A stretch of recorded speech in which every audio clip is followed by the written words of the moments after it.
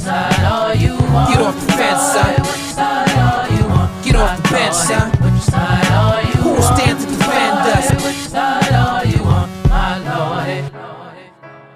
Make some noise for Blue, y'all. It's going down. Live at the Blue Note with the Kweli Band. What? Y'all know what it is. How y'all feeling out there? Y'all feeling good? Don't nobody wanna dance slow in the rain. Move your ass. Move your ass. Hold up.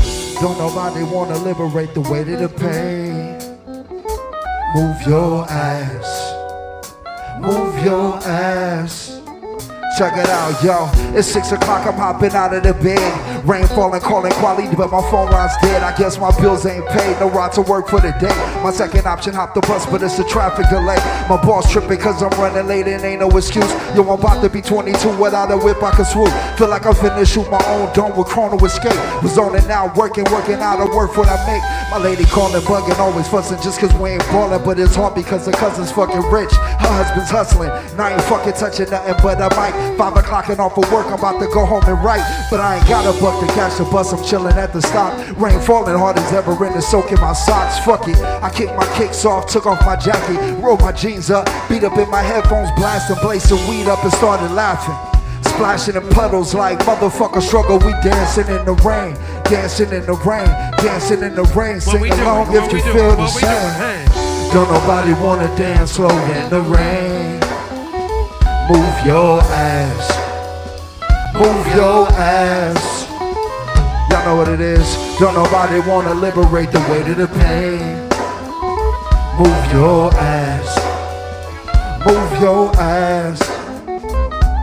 Check it. Sometimes I hate taking trips to the lab. Got my pen and pad, booking instrumentals and smash. Catch the bus regardless. Trying hard to be an artist, but my A&R be calling me out my zone into his office, being cautious. He don't want my record to break, asking me how I think my project's progressing and shit. I said cool, the truth is I'm stressing the grip, cause it's hard to make music when this depression exists. They say use it as inspiration, the best of them dead. That's damn, see, I can't handle this pressure for shit. And if you ask me, stress is my girl needs more attention and my record label's desperate for hits. Now I'm pissed, I'm getting out the zone again. Makes me start to dread when I see a microphone and bro, it ain't supposed to be like that. I said I'll be right back, I left the office, got a phone and called my partner Jack and I asked him, remind me why I'm rapping. Right before he answered, I remember my passion in the past, scribbling in my tablet to box out my mom and dad, scrapping to help me when my grandmother passed, plus the many times when I was homeless and the times when I was broke and music made a way when I was hopeless. He told me to remember the rain, it'll diminish the pain. Then he told me not to ask him again, cause I know don't nobody wanna dance slow in the rain. Move your ass. Hey.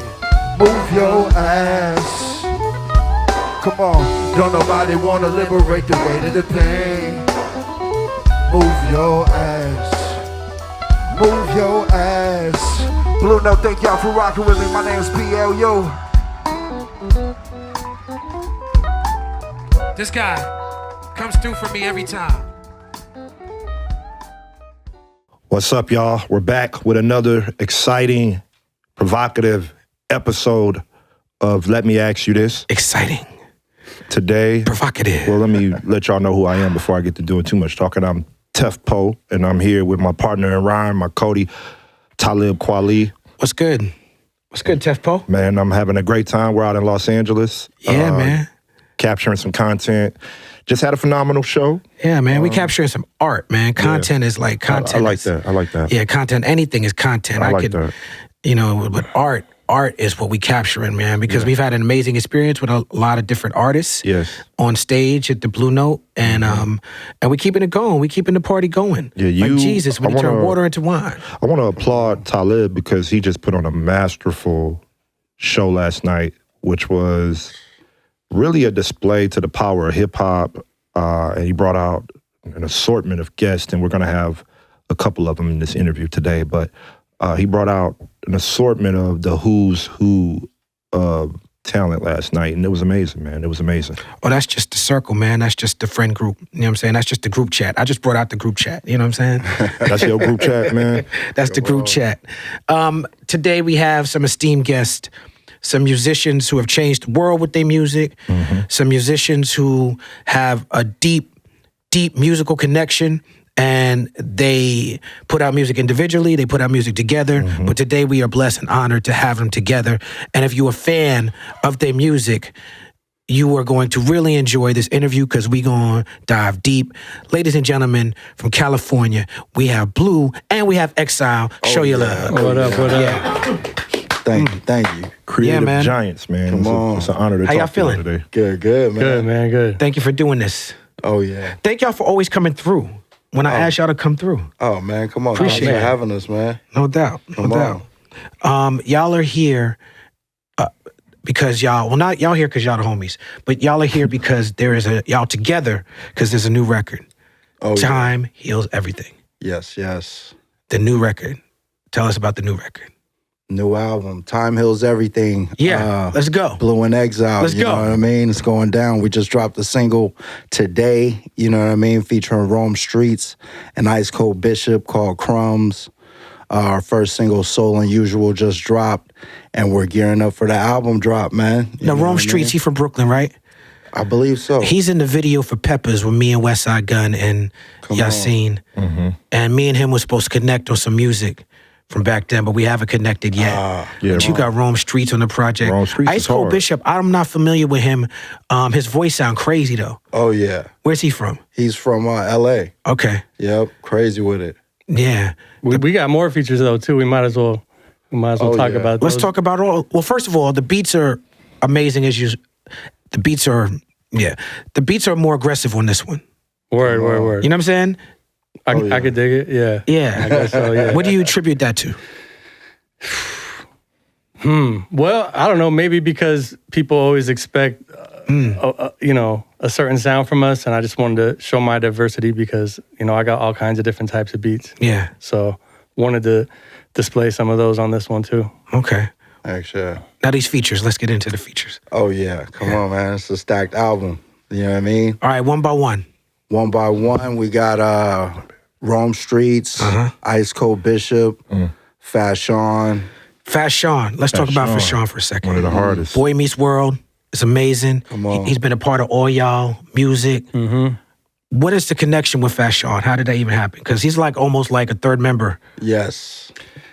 Man, his manager Hectic. Shout out to Hectic. I haven't seen Hectic in a long time. Yeah, I knew him, and he just brought Fash over, and we just connected and just started just making song after song, for Boy Meets World.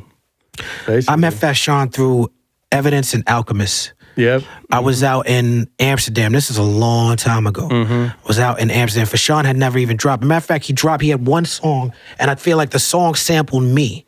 Now that I think about it. Yeah. What's the name of that song?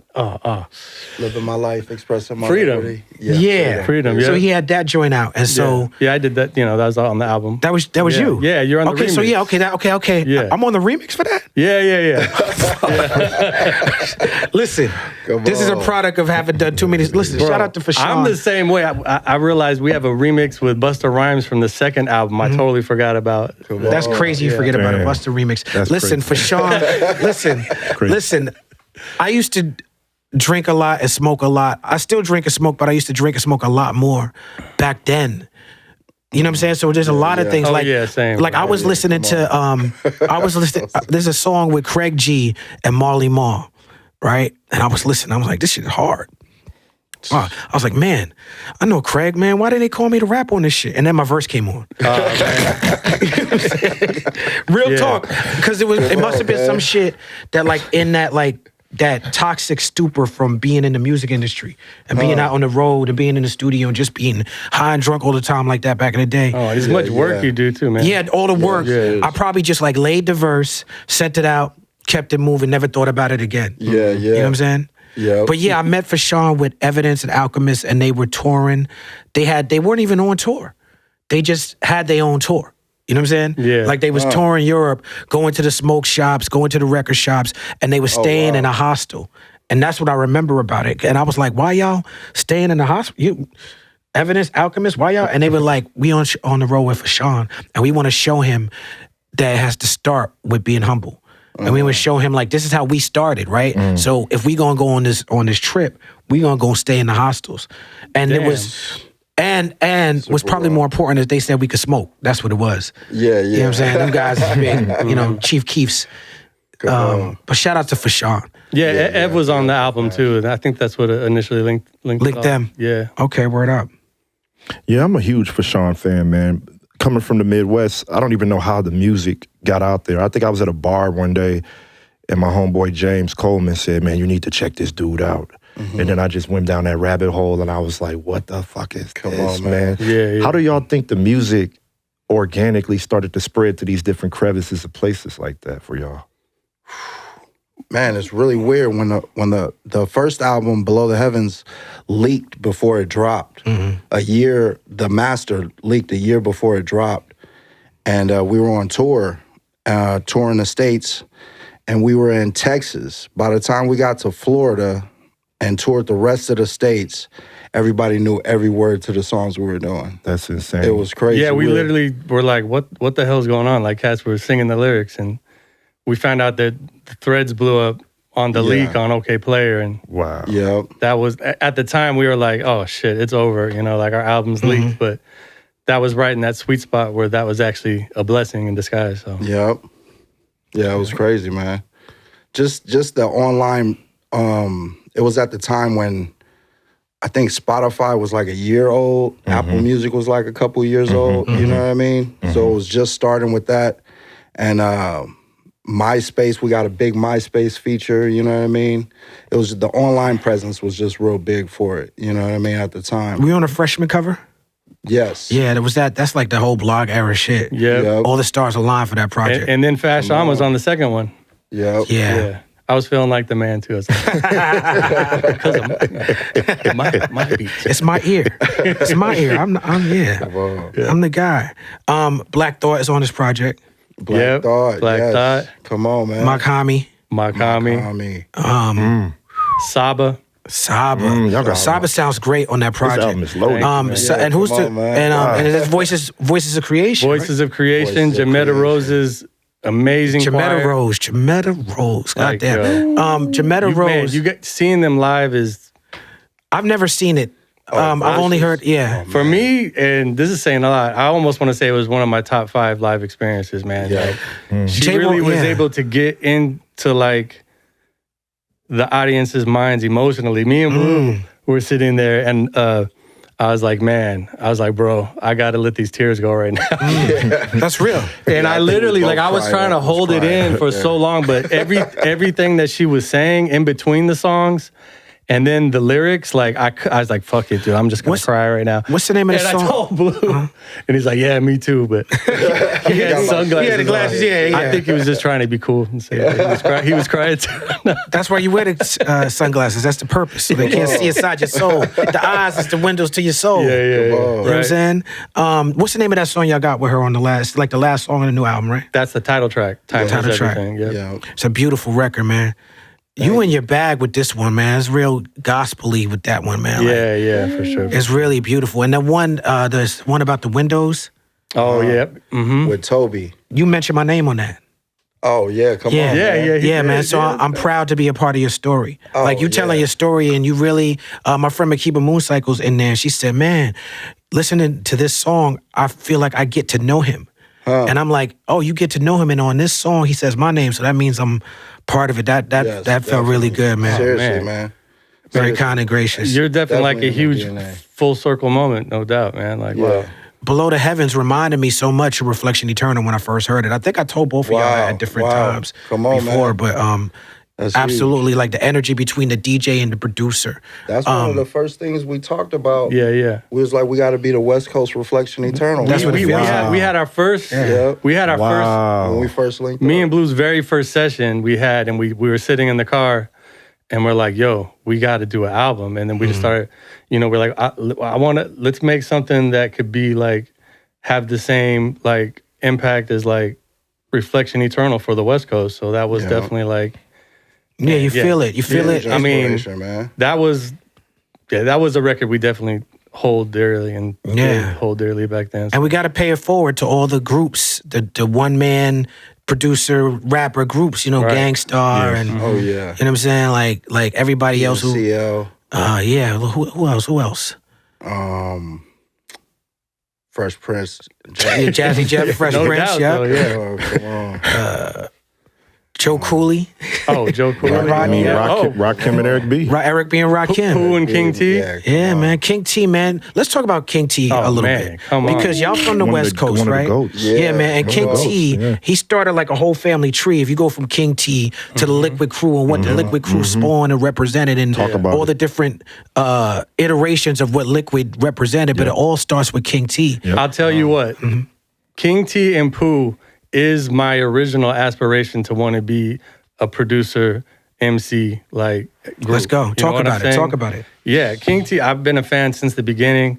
He came out with The Coolest at 16, and Come on. he was just able to, man, you know, I have to say I miss hip hop that was like funny, funky, and fun, but you know, it was still street. But I think that's something that's missing in hip hop. You Yeah. know, just like fun, like carefree. But he was young at the time, so Yeah. I'm sure that was part of what captured that Yeah, you spirit. said Acting he a fool. was 16 Yeah, when he dropped first The dropped. Coolest? Okay, that was the first album, right? Yeah. Well, first it was just a 12. Yeah. What's up with that? Techno hop. If you ever better bring a gun. He must have been like 15 or something when he dropped that. Yeah, I think that was a mix. I didn't know he started that young. That's my favorite King T song. 16 or 17, I'm pretty sure, man. Better bring Somewhere around there. I remember Somebody always check it. hearing about King T through underground stuff when I was a shorty, but never really being able to contextualize his position, but just always knowing that he was like a factor. You know? Oh yeah, Yeah. come on, man, huge. He's foundational. Yes, Yo, exactly. yeah. Exactly. This might be, you know, funny to say, but you know, there is that comparison to Biggie with him too, but it had a lot With the to do voice. With the Yeah. voice. No, Biggie definitely was listening to King T coming up. Huh. We all was. King T was one of the rappers from the West Coast that me coming up, it wasn't a lot of them. Yeah. There was King T, there was Ice-T, there was NWA. I only know about, you know, Rodney O and them because I was deeper in the culture. But I'm talking about like, as far as most people, that was King T. We was listening to King T. In Brooklyn, we was listening to King T, absolutely. And you could hear it when you compared it to, and it's not like I don't look at it as a bite. You know what I'm No, saying? not It's a vocal tone and influence, and it's necessary. Batons being passed, man. Yeah. You know, Yeah. just like this connection right here, you know? Yeah, what I mean? man. So, Another group I was thinking about was Self Scientific. oh, man. love, yes. come on. Yes, that's And I know y'all being where y'all from. yeah, production. that's one of the most slept on producer MC groups. Yes. Like, Yeah. bro, like they the are. beats was crazy. Yeah, Khalil. That is definitely part of the DNA, no doubt. Come on. Yeah, man. Definitely. I mean, because he's kind of like the OG of like jazz guitar samples. Yeah. You know, that was, Yeah. you know, and Yeah, that makes sense. I love jazz guitar samples. And That makes sense. That's, man, come on. I can't lie that was, And Chase Infinite for me as DJ an MC. Khalil wasn't an influence. Yeah, Khalil definitely. For me as an MC, I feel like me and Chase came out at the same time. Right? So I feel like Reflection Eternal and Self Scientific was bubbling at the same time. Yeah. So I don't look at Chase as like someone who's like older than me. I don't look at him as someone that's younger than me. I look at Chase as my peer MC wise. But it still feels like I'm super inspired and even influenced by what he was doing. And maybe I don't know the timeline. Maybe we came out first. Maybe they came out first. I don't know. But I know from when I first heard Chase Infinite rhyme, he's inspired me. And then just as a human being, what he's been able to do on the business side, he brings consciousness to the business of hip hop, Facts. and it's very hard to do. Facts. Come on. Facts. Yeah. Yeah. Yeah, my full name is actually Teflon Poetics, and Tef Poe is the short version of that, but it come from me wanting to be like Chase Infinite, like having that deep. long name like Yeah, that. yeah. Come on. Yeah. Man. Yeah. Come on. Serious. Now you said you love jazz guitar samples. Last night, Hot Tech came out last night. Oh, man. Damn. I wish Yeah. I was there, man. Hot Tech Shit. walked out when we did the blast. I didn't know he was going to be there, so it was like a real dope ass surprise. That's amazing. But then we went into Dancin In The Rain.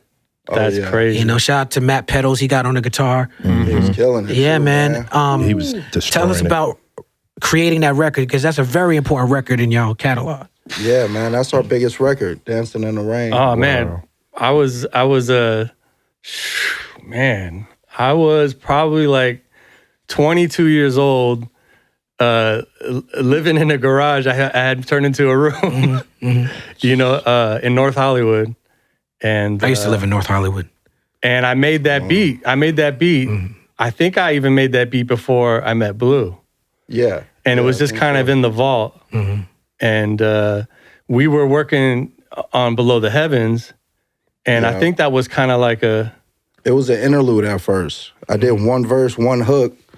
It was the oldest beat on the album and the oldest lyrics because I actually had the first verse written and came up with the hook, and it was an interlude, and we were just vibing to it so much. I was like, yo, I got to drop a second verse on this. You know what I mean? Then we added the second verse. You could hear I was sick. My voice on the second verse is like, rah, rah, rah. It's like harsh. But yeah, man. I remember you said, I got this one that's kind of like an Eminem track. Yeah, exactly. Exactly. Yeah. Come on. That record is it's not a coincidence that that's your biggest record, because if the intentionality behind creating a group was we're gonna do this group, that's the first iteration of it. Like you said, like the old rhyme, old beat. It's like, okay, I can see why that resonates with the fans more than any other record. Yeah, man. I was surprised, you know what I mean? Because, like I said, it was an interlude that we were just feeling.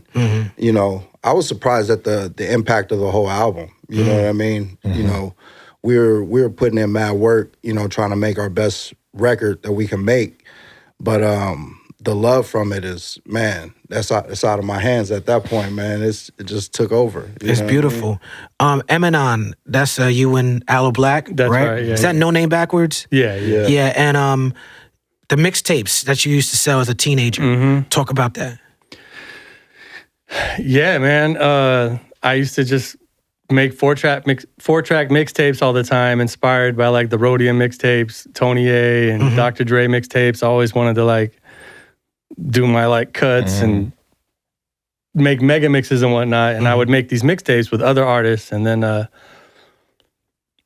me and Aloe would make our demos on, you know, and we put it on the other side of the tape, and just went out to Beat Nonstop on Melrose when I was like 17 years old, like, yo, can I sell these tapes here?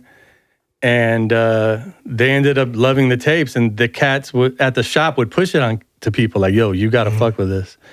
And so this is like pre-internet, so going viral was, you know, like the underground gatekeepers being like, yo, let me give you a dub of this, you know, like like tapes, and it would literally spread through people making dubs of dubs.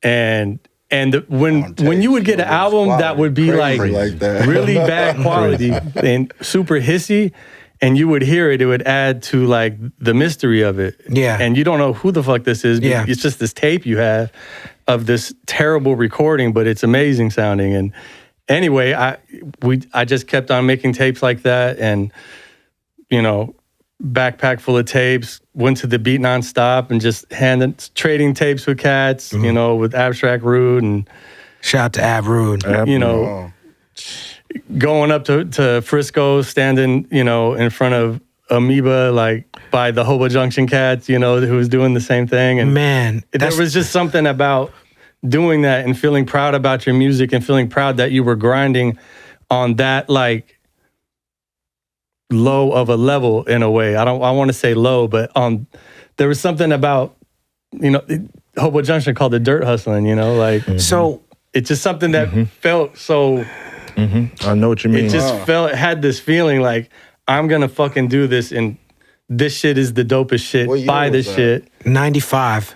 But I was able to sell them too. It was kind of... the reason I said 95 because summer of 95, I lost my job and I dropped out of college. And I was like, fuck it, I'm going to go to the Good Life. Yeah. Because I had met Mike and Nine, and we had become friendly. And I was like, okay, I'm going to go to the Good Life Cafe and test out my MC skills, because whatever they got going on the West Coast is cracking right now in terms of the lyricists. Okay. And so me and my man Juju took a Greyhound bus for 3 days. It cost $137. That's how much the ticket was. Bro. That's amazing. I had some money saved up, spent $137. We took the Greyhound bus. And I got to Los Angeles, right there at the Hollywood with the bus stop. And he knew this girl that was staying. She lived in the same neighborhood as OJ, like right next to his house. So we was like staying right. That was the year that they had the police tape around the house because the shit had just happened. So I came right to that. This is my first experience in California. You know what I'm saying? And and then I met a girl who was like, I met a girl that was like, she was like, I'm from the Bay Area. This ain't cracking in LA. You need to come to the Bay Area. That's where it's really cracking. I was like, all right. And I got in her fucking car and we drove up the highway to the Bay Area. And I had met, I'm skipping a part. At The Good Life, I got into a rhyme cipher with Tom and Corey from Living Legends. Oh, right. Mystic Journeyman, right? Oh, okay. Mystic Journeyman. Lucky. And Luck, right? Come on. And they was like, if you ever come to the Bay Area, we gonna take care of you. You can stay with us. Oh, word. So I got in this girl's car. We go up to the Bay, and as soon as I get there, I call them. Yeah. And they like, yeah, we got an apartment. I stayed in the apartment. All they had was a couch and Top Ramen. They had mad Top Ramen. I didn't know what that was. I knew what noodles was. We didn't call it Top Ramen. But I was like, they was like, yeah, that's all we eat. And they was like, okay, we gonna go down to Amoeba's and we gonna sell CDs. And me being from New York, the home of hip hop, that sounded crazy to me. Because in New York, the hustle was you make a demo and you try to go to the record label. And we wasn't, that's why Jay-Z cracked the way he did, because Rockefeller, they was like, fuck all that. That's why Wu-Tang cracked the way they did, because they did it independently. Everybody else was trying to get a deal. So at 95, I was like, you gonna do what? They was like, we press up CDs, we gonna go in front of Amoeba. We go to Amoeba. And I knew, I'd heard that Del worked at one of them stores at that time. Amoeba. He worked at Amoeba, right? So I was like, okay, we go down to Amoeba and the Who Riders is there. Come on. And the Who Riders is outside selling their CDs. Yep. Word. And I bought a CD from them, and then we start rhyming. And the Who Riders like, we down with Hobo Junction. I'm like, okay, y'all the niggas that battle hieroglyphics. You know what I'm saying? Like, okay, I see what's going on. And they invited me to Saphir crib. So I go to Saphir crib. Man, shout out to Saphir. Rest in power to Saphir. Yeah. I go to Saphir crib. Harold from Menace to Society. And this is my first time in California. I'm like, I'm with Harold. Nigga, like, how is this happening? Right? I go to Saphir crib, and Saphir they were in the heat of that Hyro Hobo thing. Yeah. So Saphir was he was on one. Like, he was just talking about the battle and what they was going to do next. And he was very just excited about going against Hyro. And I was just in his house.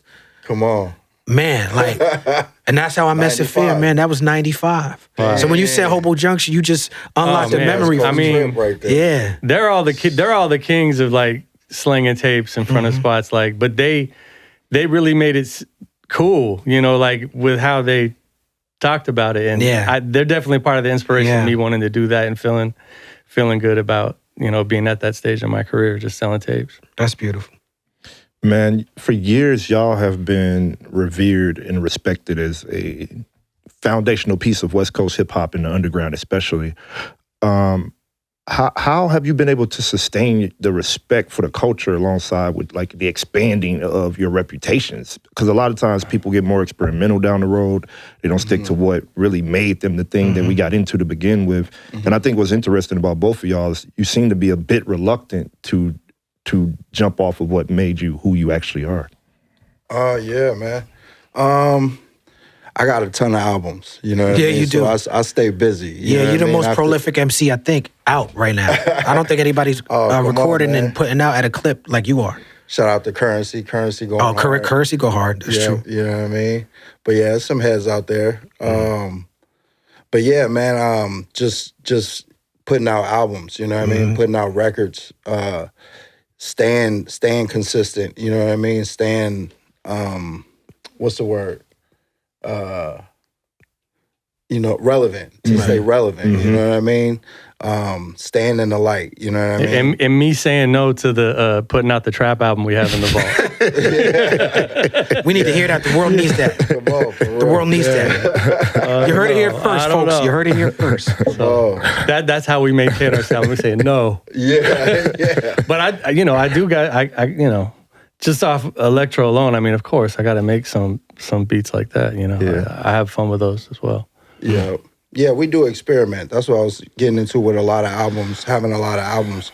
We do step out, you know, but when we link up together, we tend to keep it traditional to the sound. You know what I mean? I mean, to be honest, I mean, it's like you kind of think about like Gangstar and like, what would you want from them next? Yeah. Well, you know, Gangstar is the perfect example because with all the albums they did, it was always the Gangstar sound, and that's always what you came for. And you wouldn't want anything else. I mean, Premier does the Premier sound with other artists, but to be honest with you, you know, rest in peace to Guru. Like, you always kind of want to hear Guru come, like, even with other artists, as it could be Group Home, J. Rule, it could be Biggie, it don't matter. You kind of, you hear Premier beat, you be like, man, I want to hear that Guru shit. Guru did experiment with Jasmine Taz, and he did a lot of different things. He tried a lot of different things. I was on Guru's last album.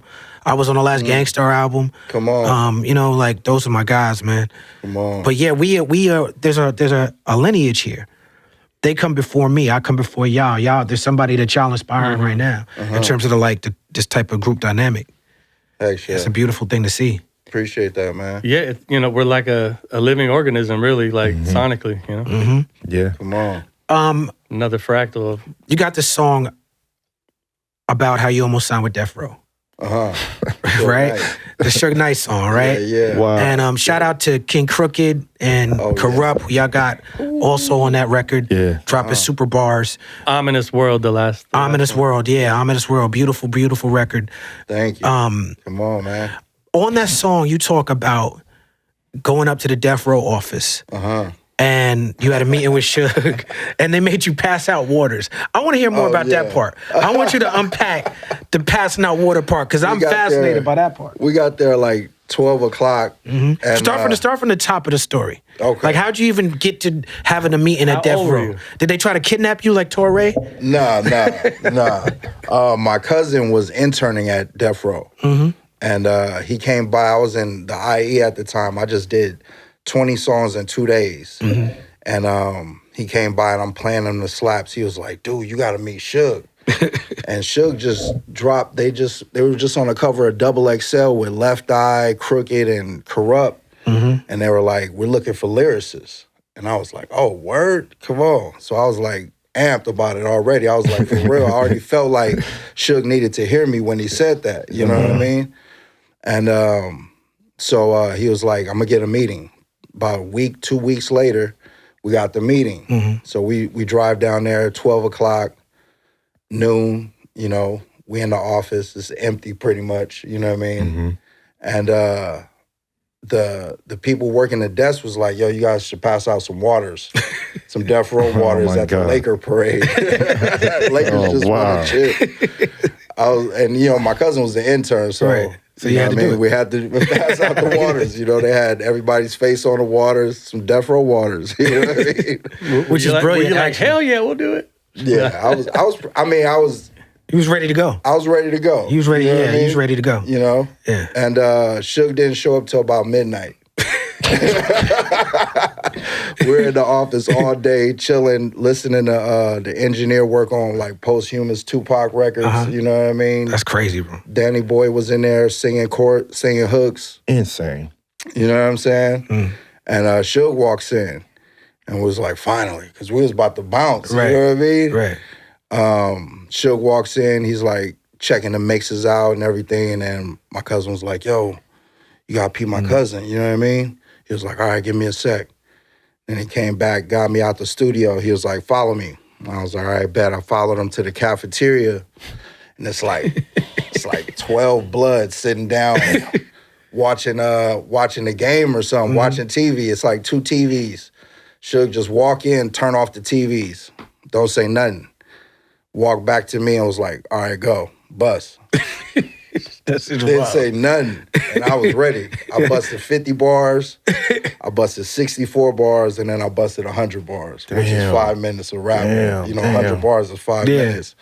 You know what I mean? It's all a cappella. You know what I mean? Just tore that shit down. And he was like, all right, brought me into his office and talked about signing me. You know what I mean? Yep. But RBX talked me out of it. RBX, of all people. Man. Yeah, OG RBX was like, man, Suge gonna take all your money, dude. Shout out to RBX. Legend. RBX is on that Ominous World project, right? Yes. Yep. Yep. That Full wasn't a circle. mistake too. Like we wanted to have them all on there just to kind of pay forward the full circle for that story even, you know? Yep. The way you told that story just now was very cinematic. That album sounds very cinematic. It's like watching a movie with all the little like accents and all the little things with that album. Is that intentional? I guess so, yeah. Like, yeah, with how RBX was kind of narrating the song and narrating what blues raps were about, even in between, and then the poet at the end kind of summing up the story, but also bringing in sort of like a way out of the darkness that was created through the song, The Ominous World, that has RBX on it. Yeah. And then, yeah, you know, I felt like it may have added to the house. It was maybe cinematic by, you know, foreshadowing Corrupt and Crooked. Yeah. And then later having them mentioned in the song, you know, about Suge Knight. The Suge Knight. It's like a play. Yeah. And then later kind of bringing back in RBX to kind of tie it all in together, along with, you know, telling the story about Blue, you know. Another story. I think there's so many. There's so many ways. Yeah, because the Death Row shit was cinematic like that. That's part of the appeal of it. That's why I think the reason why Death Row and the West Coast music in general, along with like the sample choices and using live instrumentation, but it appealed to people because of the cinematic nature, particularly of what Dr. Dre was doing. Yeah. And beyond that, I just heard this story. I'm like, man, you gotta do a whole song just about that. Yeah, he's telling me, man. He's like, that's our West Coast album. You know what I mean? Okay, that's right. That's our album leaning into the West Coast sound more. That's right. You know what I mean? I love that Los Angeles too. Oh, with relax, Av. man. Yeah. Come on, we got busy on that. Yeah, that's a great record. Yeah, that one's crazy. Come on. Man, it has to feel good for you guys to be representatives of your hometown, your home sound, I should say. And I like that home sound. Underground Titans, for real. You know what I mean? Like, we were talking before we started filming. We did some shows back in the day at like South by Southwest. Yeah, I remember you tearing it down. For man, sure, yeah. Come on. You guys have always been a factor. And so for me getting on stage, it was like, yo, I get a chance to like perform in front of these dudes. Like, it was a part of spreading the legend and, you know, exchanging gifts of the culture, man. But how does it feel at this stage in the game for you to know, like, people come to y'all for, like, straight quality assurance? Like, y'all music is known as good music. Yeah. You know, it's never a bad thing that I'm seeing in the press about y'all music, you know, like, your respect, you know. We try to keep it, like I say, traditional. We try to make sure we give the fans what they want. You know what I mean? What they come to us for every time we create. You know, that's not easy to do, man. We really sit down and talk about like what we want to do with songs, and then how it relates as a full album, and just, you know, it's intentional. Yeah, you know, try to figure out the flow of it, and like push through the disagreements to the agreements, and then it's just flow. You know, come on. And a lot of it has to do with being conscious of wanting to maintain the balance of, you know, the evils and, you know, what's of God too, in a way. You know, I mean, I think that, especially in hip hop, I think that balance is needed. And I think, I feel that we do go in intentionally to be a part of that balance. Wow. Yeah. You young Bird Parker. You know what I'm saying? Word. Come on, with the marker. Yeah, you doing all this fly shit with the jazz samples. You really in your jazz bag a lot. I don't know, how many different times can you sample the word blue? Like, oh man, you know we have an album. Every song is blue samples. Yeah. Okay, I'm not. Yeah. Okay. I was like, you know what? I have heard that album, but I didn't peep. I was like, how is he gonna get away with this? And somehow he did. I'm like, bro. Yeah. I'm like about to fucking have a blue overdose right now. But that shit, yo, you give him a topic, he will like get in a magnifying glass and like find every little like thing that can explain. It's like you see colors though, like the synesthesia, how you say that shit? Yeah. That Pharrell was talking about in the Pharrell movie. He was talking about it. You having a name Blue, being in a city where colors is a thing. Has it ever been an issue? I wondered that. I try not to make it an issue. Okay. You know what I mean? Okay. and my reputation, holds me down. That's right. You know what I mean? As an MC, you know what I'm saying? I mean, his dad was a blood, so it balances out. Yeah, you know what I mean? Yeah. But not too much, in the county it could get crazy. You know what I mean? Yeah. So don't go to jail. You Yeah. know what I mean? Yeah. But I keep it cool. Yeah. What are some secrets to the MCs that are staying out of the midst of that type of stuff? What are some secrets to the trade with that lifestyle? That's a good question. Man, if you step in it, it is what it is. You know what I mean? If you banging, you banging. You know, so it's a whole different lifestyle. You know what I'm saying? When cats that meet me, they know I'm not about that. You know what I'm saying? I'm about peace, love. You know what I mean? Unity. You know what I'm saying? But yeah, man. Yeah, it could get crazy. You know what I mean? I got rolled up on, but not even people knowing me. That's just being in LA. Just being in LA, yeah. Yeah, you know what I mean? Yeah. Y'all got a great relationship with Miguel. Shout out to Miguel. We got a couple records. How did that establish? Oh, man. I met Miguel in high school, computer class. And I was forming a crew in high school. Okay. We were like 20 plus deep, trying to be the biggest crew. And I was just recruiting everybody I could recruit. And I asked Miguel, yo, you rap? He was like, nah. I was like, you beatbox? You any of the 4 elements? You know what I'm saying? He was like, nah, I sing at church, And I was like, yo, you should sing in our crew, And he was like, all right. And from there, we just, we clicked up, man. My first manager ended up becoming his first manager. And yeah, we just stayed in contact all these years, you know what I mean? I kind of pushed him in that direction, you know what I'm saying? Yeah, I've heard that before. That's why I want to know the origins of that story. It's a little weird, you know what I mean? The dude is super huge right now, you know what I'm saying? I just saw footage of him like selling out the Forum, man. Yeah. That's incredible, bro. Yeah, man. It's sold out. Yeah. Man, everybody screaming your lyrics. He's an amazing musician too. Oh yeah, he's crazy one of my with it, favorites. bro. Yeah. He's really underrated too. As well as he does, he's still very underrated. Oh yeah, Yeah. man. One of my favorite. Come on, that's dope. He stays progressive with it too, man. He's changing his sound. Yep. Yeah, shout out to Miguel, man. So what's next, fellas? Like, this album. if we could get a peek into the mind of Blue, man, like there's word. people all over the world that want to know what's next, man. Like, Come on. what's in your what are you thinking? Where we going next, man? Right now, we gearing up for this album drop. We got a big tour. We're going West Coast to the South and to Europe and eventually the East Coast. You know what I mean? And we're going to be touring for about 3 months, so that's going to be big for us, you know what I'm saying? And before we go, we're already putting on the finishing touches for the next one. Yeah. For the next album. Yeah. Every time y'all drop an album, and I watched a couple interviews with y'all before I did this. Every time y'all drop an album, y'all do these interviews, and then y'all say, It's another album. there's another album coming. That's why I asked that question too. Yeah, y'all always do that. I was trying to get some insight on the next album before the next album was even released. Oh man, I'm sitting on like 10 unreleased albums I'm working on getting out to the people. You know, I won't see him for a week. He'll come over. I'll be like, "Did you make another album?" Exile, can we get another Exile Radio, AM, FM? It's already done. Okay. It's already done, man. Okay. Yeah, that's funny you asked that. That's another album I'm going to try to finish up before the tour. Yeah, the album I made, sampling everything off of LA radio waves. Like It's crazy. The drums, the snare. It reminds me of my childhood.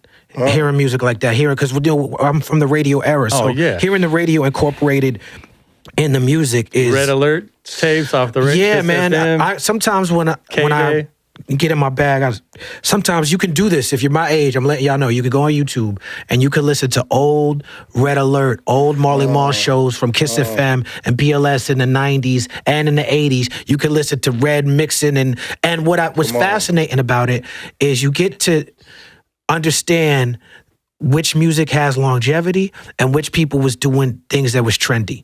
Because I listened to like a 2-hour mix of Red Alert in like 87. And it's like, I might know a third of the records. Right. Yeah. The rest I don't remember. Wow. Okay. You know what I'm saying? Even though they was hot in the city, It's like some records have staying power. And it's like, okay, this record had longevity. Like, it's interesting to see which records worked. I come from the same school of those old radio tapes, man, and getting those Red Alert tapes, oh, man, I would burn those to the ground. You gotta love hip hop for you to be doing that, because for me, I have the privilege of being in New York City. I was a child, like listening to it on the radio live as it was happening. You were out here having to find it.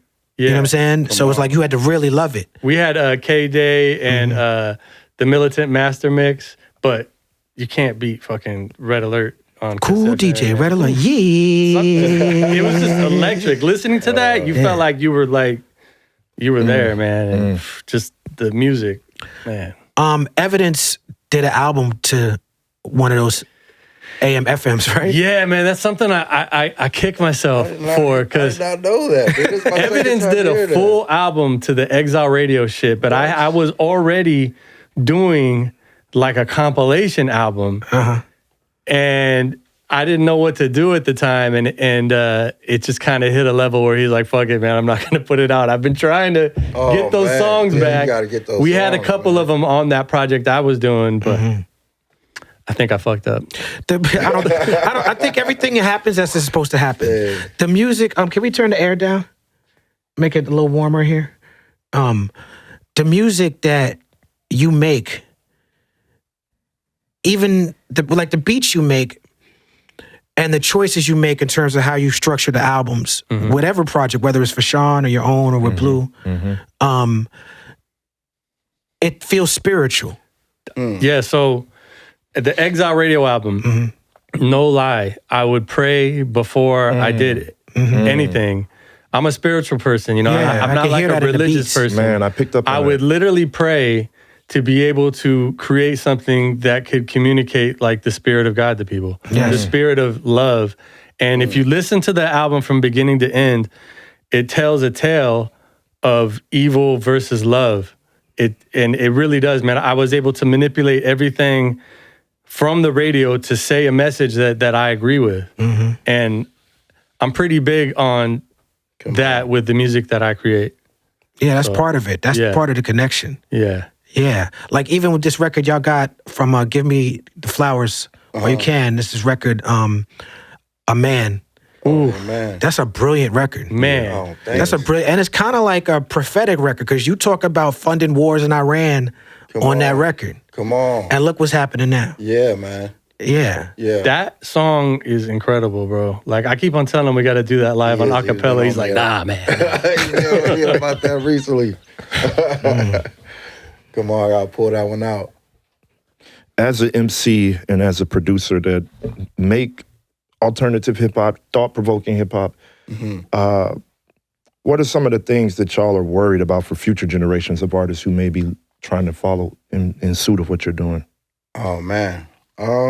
Anybody trying to follow us, I think they're in good hands, you know what I mean? You know, they just gonna get connected to the real hip hop, you know what I mean?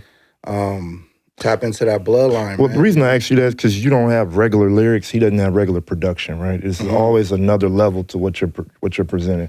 And I think a lot of artists nowadays, they may want to follow that type of pathway of creativity, but if you're not brave enough to do it, there's a lot of roadblocks nowadays. And, so it was, easier said than done 10 years ago. If somebody said, man, I love these cats. I want to try to see if I can do my thing like that. Nowadays, there's a little bit more resistance to saying something like funding wars in Iraq and Iran in your lyrics, you know? I mean, I grew up on Talib Kweli, man. Come on, man. You know what I'm saying? Now I'm listening to Paris, you know what I'm saying? Chuck D. Paris. You know what I'm saying? That's an underrated. Super MC. Yeah. Devil made me do it. Yeah, Devil made me do it. Super MC, man. You say on this Africa record that you are a Black Star student. I'm like, that's my name. I'm Talib. I'm Talib. I'm from Black Star. I'm a Black Star student. Yeah. You know what I'm saying? Like that Africa record, bro, with Nottz. First of all, Nottz. Beast. Nottz. Like is, Beast. Man, Nottz is every producer's favorite producer. Would you say that? Oh, hell yeah. Yeah. Yeah, man. Tell me, I have two questions, Blue, about this. Tell me how you linked up with Nottz, and tell me about your journey into Pan-Africanism, because that's really what you're dealing with on this project. I linked up with Nottz back in about 2013. I had a show in VA, and him and Chad Hugo came out to the show, man. And we tore it down. I went to Nott's studio afterwards, and he gave me one of the beats on our first album, Gods in the Spirit, Titans in the Flesh. Yeah. And a crazy beat. I was like, bro, Nas should have this beat. What the hell? This beat is fucking crazy, you know what I mean? Yeah. He was like, go ahead, man. And eventually we circled back around, did our first album. And then I was through a lot of studying, man. I wanted to do an Africa album, you know? And I was talking to Nottz about it, and he was down. So I got a bunch of beats and put down everything I had been studying, man, you know? And, you know, for me in my catalog, it's very important, you know what I mean? If you listen to my music to get to know who I am, you know what I'm saying? The Africa album is, you know what I mean, quintessential, man. I agree. I want to thank you for making that, because it's a necessary choice. It's a brave choice, and we need more of that. We need more MCs and artists to really, you know, make those type of connections and not be scared, man. Yeah, now it's not the time to be a coward about none of this shit. Like say that shit with your chest, and that's what you're doing on that record. Come on. I did a tape called Jesus back in the days, and I felt like a whole wave happened after that. Like, The Game did Jesus pieces shortly afterwards. I think Lily Allen did Jesus. Okay. Lupe did Jesus Friend of the People mixtape. A bunch of artists were doing Jesus albums. Jeremiah J. It just started rolling out, you know. And I wanted to get that same feeling. I wanted that same impact to happen with Africa, you know what I mean? To where people was like, yo, I want to make my African album. You know what I'm saying? Like, you know. We have a 9-minute song called Roots of Blue. That's an amazing piece on Africa from the Miles album as well. Yeah, that Miles album is great too. There. That's amazing, man. It's goes back to that jazz. That, you know it like that. Yeah, man. That's a you know, that's a jazz. Y'all saying a lot of jazzy shit on that album. I like it. We did a Burgundy Whip last night at the show. That's a great record. Jametta Rose once more. How did you link up with Madlib to do that Bad Neighbor record? The Jesus album, actually. Oh, okay. I had the Jesus joint with Madlib, and Med hit me up shortly after it dropped and was like, yo, what's up with a Med, Blue, and Madlib album? And I was like, yo, let's go. Med took me on my first tour in 05 with Exile and Aloe. You know my first European tour too with Med and Aloe. Yeah, that was my first time. Oh, word. Yeah. That's crazy. Definitely shout out to Aloe Blacc. We talked about the group with him earlier, but we didn't really give him his flowers, I think, like we should, because he's a very important component to the music and to y'all story. Yes. Yeah, man. I've been making music with him since he was 16, and we've just been inspiring each other, man. We have this brotherhood that, even though we live our separate lives, that always stays connected. Like, he's always there for me.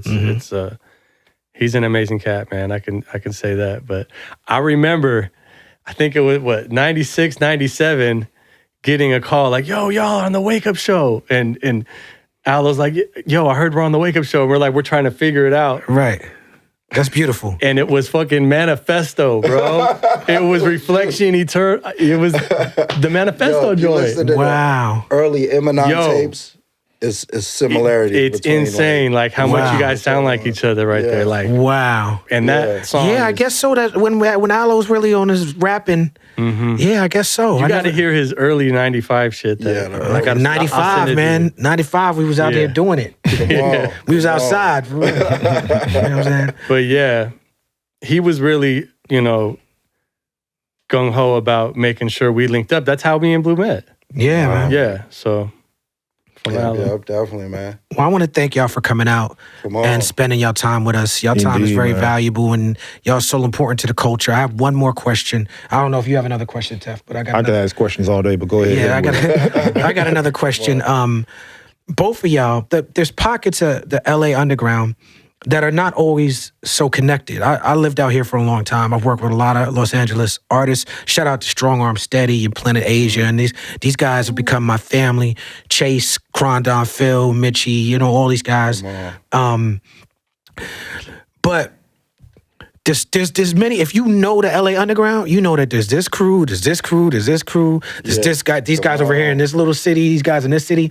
Somehow, y'all got music with all of them. Yeah. How do y'all stay so connected with the different pockets of all the different little LA cliques and clans and crews? Man, for the LA underground, I feel like it's my community, man. It's my, it's my playing field, you know what I mean? So I'm trying to get down with everybody beasting, you know what I mean? As far as just collabing, that's just like, I just love building with heads, you know what I mean? It's like... I think it has to do with Below the Heavens, and Below the Heavens spanning like to gangster cats to the underground, and that pretty much sums it up right there. Like everybody, we were like blown away when there'd be like, like gangster cats just really fucking with our shit. Like wow, man, like we really like were able to do something for, that transcended the underground and like, the street culture and all that. So yeah, man, definitely. But yeah, it's in the it's like listening to Miles and Coltrane. I listen to them and I feel like when all the records they did together, I listen to it like it's a battle. Yeah. You know what I mean? Like I love listening to both of their solos, like just comparing them. You know what I mean? Listening to jazz records like that. You know what I mean? The piano solo versus the drum solo versus, you know what I mean? Yeah. And collabing, man, I grew up on battling. So for me, it's just like in my nature to collab and want to compete and get down. You know what I'm saying? Like dueling horns. You know what I mean? Yeah, steel sharpens steel, man. You know? Yeah, the through line is the jazz.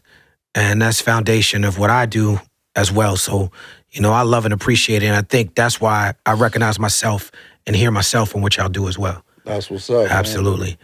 Man, thank y'all for coming out. Blu and Exile, man. Come on. Yes, indeed. Yes, indeed. Thank y'all. Let me ask you this. Thank you. Appreciate y'all. Stop. How y'all feeling out there? Y'all make some noise for Talib Kweli, y'all. Hip hop in the building. It's already on, probably. It's already on. Check that shit. It's on. Check. There it is. What up, LA? How y'all feeling? Make some noise for Talib Kweli, y'all. You already know what it is. Make some noise for Blue. Make some noise for Metaphor. Yeah. We know. How many of y'all know about that band name and shit? It's probably a few of y'all out there, right? We know. Buck fifth and a huggable dip on the flip. Woo! Puffin' a stick, whipping something legit on the chick. Kibbles and pins for the way she got missed, but we was trying to get what we can get. And got rich and think nobody got hit or got pinched or got body to hit without a shotty the grip I got. Just a few trying to get on the flip with the flow, spitting the sick shit we been through. Bands with the tent, no roof on the coops. Friends with the 2-door swoop on the loop. Had them on the clue, calling 2 more through. When it's true, it was a burgundy whip. We know. Help us out, y'all. We know. How y'all feeling out here? Come on. We know. Hip hop in the building. We know. We know. Yeah. Hip hop. Look, check. What up, man? Rolling like waves in the ocean, coasting we. Wait, bridge braids, bitty braids, open, moist and light. Hostess cakes life, being what you make, let's make it, yeah. Wait for nothing to live, get something to spend in this, up in this bitch, hey. Missable indent, space from the centric. Hop in the whip with a pit flick. Go, dipping through the one way, swoop. Moon roof, baby D, cool blue pants, hands through the deuce, through the moon roof. Cruise alone, left the cell phone. Find peace with the owner of the inner home. You know. Yeah. Yo, make some noise for the band, y'all. If y'all feeling good, y'all. We know. How y'all feeling over here on this side? Y'all feeling good? We know.